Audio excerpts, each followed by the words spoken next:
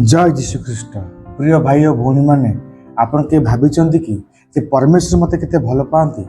आज ये गुरुत्वपूर्ण प्रश्नर उत्तर आम बाइबल पद माध्यम जाना से चार पॉइंट को बाछी और से पॉइंट माध्यम जाना कि परमेश्वर आम को केते भल पाती।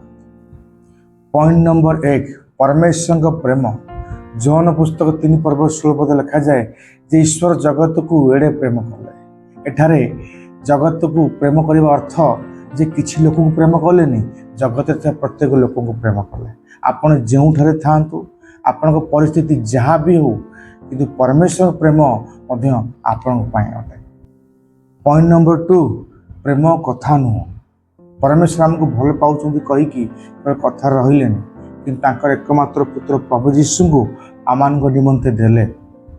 यह हूँ परमेश्वर आउ प्रमाण अटे जे सी आम के भल पाते। जीशु ख्रीस्ट स्वेच्छा पाप अपराध निमंते बलिदान हवा निमंते से निजक देले। पॉइंट नंबर 3 विश्वासर आवश्यकता। यही पद आमको गोटे बड़ कथा शिखाए जे जी प्रभु यीशु ऊपर विश्वास करे से विनष्ट न हो अनंत जीवन पाइब। यार अर्थ केवल प्रभु यीशु आम शुणवानी किंतु ता सहित सहित प्रभु यीशु ऊपर आम विश्वास करवा।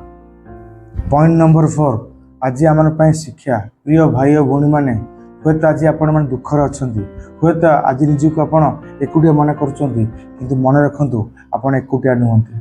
परमेश्वर आपन को भल पाती। जीशु ख्रीस्ट आपण निमंते आसे तेणु निज जीवन को परमेश्वर हस्त समर्पण करूँ। प्रभु यीशु हस्त समर्पण करूँ। आज ये वार्ता यदि आपको स्पर्श कर प्रभु यीशु विश्वास रखु। आसतु प्रार्थना करवा। प्रिय जीशु आपणकर महान प्रेम पाई आपको धन्यवाद दूचे। आम को बल दिंतु जेपरी आम आपण विश्वास करूँ। आम निज निज जीवन को आपण हस्त समर्पण कर धन्यवाद दूच प्रत्येक विषय पाई। ये समस्त प्रार्थना प्रभु यीशु नाम मागुछु आमेन।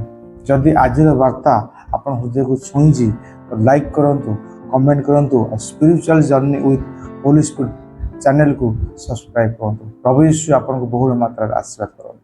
बहुत बहुत धन्यवाद।